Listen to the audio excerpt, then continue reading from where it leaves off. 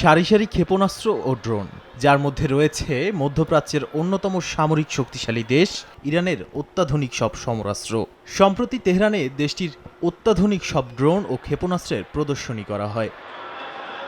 দেশটির paramilitary revolutionary guard জানায়, এসব সমরাস্ত্রের মধ্যে এমন সব ক্ষেপণাস্ত্র ও ড্রোন রয়েছে যা সরাসরি ইসরায়েলি মাটিতে আঘাত হানতে সক্ষম।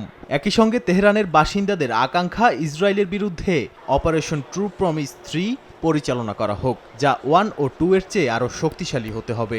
নেতানিয়াহু প্রশাসন যা অনুমানও করতে পারবে না।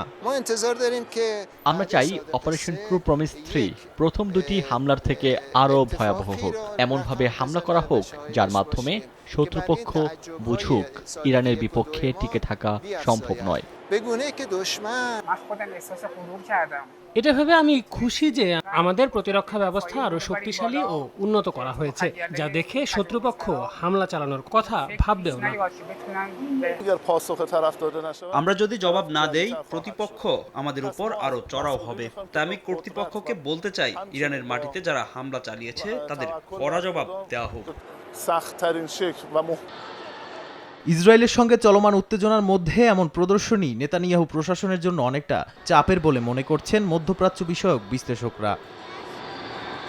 যুক্তরাষ্ট্রের জাতীয় গোয়েন্দা সংস্থার তথ্য মতে মধ্যপ্রাচ্যে সবচেয়ে বেশি সংখ্যক ও শক্তিশালী ব্যালিস্টিক ক্ষেপণাস্ত্র রয়েছে ইরানের কাছে। এ বিষয়ে ইরান জানায়, যুক্তরাষ্ট্র ও ইসরায়েলকে দাঁত ভাঙা জবাব দেওয়ার জন্য সবচেয়ে গুরুত্বপূর্ণ সমরাস্ত্র হল ব্যালিস্টিক ক্ষেপণাস্ত্র, যদিও তারা পারমাণবিক অস্ত্র ব্যবহারের বিষয়ে এখনও কিছুই জানায়নি।